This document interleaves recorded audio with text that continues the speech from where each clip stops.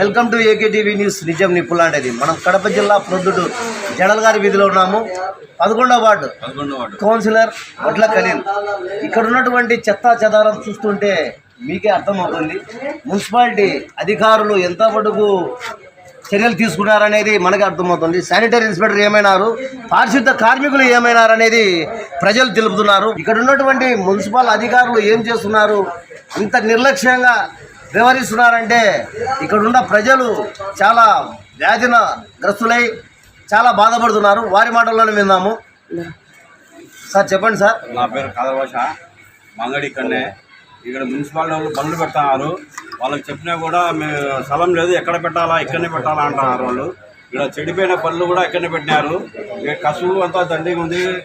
పొద్దున్నే అది అగ్గి పెడతారు, ఇక్కడ మంటలు పెడతారు, వాసన పొగ అంతా తట్టుకోలేకున్నాము. ఇక్కడ అసలు అంగళ్ళకి రావాలని భయం వస్తుంది. ఇక్కడ పళ్ళు పెట్టడానికి కూడా స్థలం లేదు. ఎన్నిసార్లు చెప్పినా కూడా అధికారులు పట్టించుకోవడం లేదు. వార్డు కౌన్సిలర్ కూడా చెప్పినాము, ఆయన కూడా పట్టించుకోవడం లేదు. చర్య తీసుకోవాలని మనం చేసుకుంటున్నాం. నా పేరు నూర్ మహమ్మద్. ఈ మధ్యకాలం 3-4 నెలల నుంచి విపరీతంగా పెరిగిపోయింది కసువు అనేది. 3-4 నెలల నుంచే, ఇంతకుముందు ఎప్పుడు లేని ఈ విధంగా. నా అంగడి 10 అడుగులే. ఈ కసువు కన్నా 10 అడుగుల కన్నా మాకు విపరీతంగా అనారోగ్యాల పాలవుతున్నాం మేము. మా వలన మా ఇంట్లో పిల్లలకు కూడా మళ్ళీ డెంగ్యూ వచ్చింది. మా పిల్లలకి అయితే అది నా తరపునే వచ్చింది.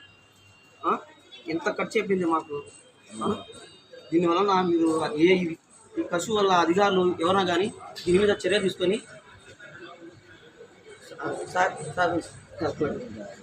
ఏమైనా సాగించారా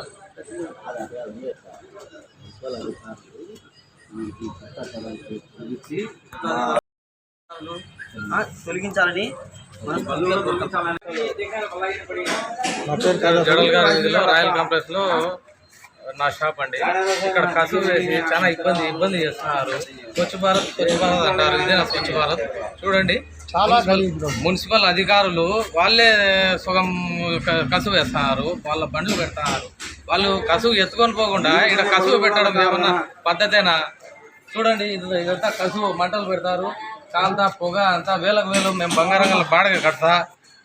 ఈ కసువు ముందర ఉండి రోగాల బారిన పడాలా మేము, మా పిల్లలంతా. వేలకు బాడగలు కడతా. బంగారంగల బజార్ అంటే వేలకు బాడగలు ఎక్కువ. మేము పనులు చేస్తున్న బతకాలనా, లే రోగాల బారిన పడి పాపర్ పట్టి పోవాలా? మున్సిపల్ అధికారులు కొద్దిగా ఈ చర్య తీసుకొని ఇదంతా క్లీన్ చేపియాలా. కొద్దిగా అధికారులు కొద్దిగా ఇది ఇవ్వాలా. చూడండి ఎంత కసువు ఉంది. ఏమన్నా ఈ పనులు వాళ్ళే సగం కసువు తెచ్చి వేస్తున్నారు. మున్సిపల్ కార్మికులే సగం కసువు తెచ్చి వేస్తున్నారు. ఇదే నా స్వచ్ఛ భారత్. వెంటనే క్లీన్ చేయాలా. కాంప్లెక్స్ ఎదురుగా ఇలాంటి చెత్త వేయడము అలా చూస్తే మున్సిపాలిటీ వాళ్ళు ఎక్కచక్కంగా అక్కడ చూడండి బండ్లన్నీ పెట్టి ఇక్కడ కనీసం 4 బైకులు పెట్టుకోకుండా ఇబ్బంది పడుతున్నారు. ఎక్కడెక్కడ ఉండబట్టి మొత్తం చెత్తంతా మూటలు పెట్టి వేస్తున్నారు. లాస్ట్ చనిపోయిన వాళ్ళది కూడా అవన్నీ తీసుకొచ్చి వేస్తున్నారు. ఎంత దరిద్రంగా ఉందంటే రాత్రిలో లెటింగ్ కూర్చుంటున్నారు, కుక్కలన్నీ ఎదుగుతున్నాయి. ఆ బాటలు మందు కొట్టిన వాళ్ళంతా బాటలు వాడేస్తున్నారు. ఈ కౌన్సిలర్ గారికి చెప్పాము, అలా మున్సిపాలిటీ వాళ్ళకు కూడా చెప్పినాము.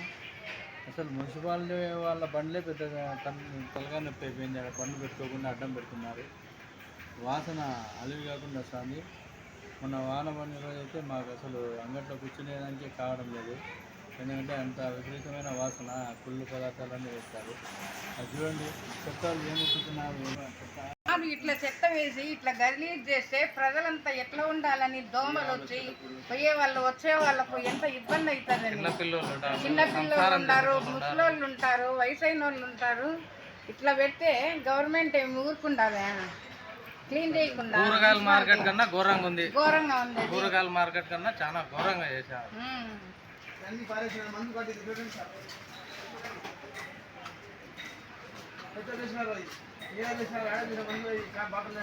ये बल्लू मेरा కసువు కసువు वो गाना भी दिखा दे दे कचरे गाना भी दिखा कामत गाना सब भेज सकते हैं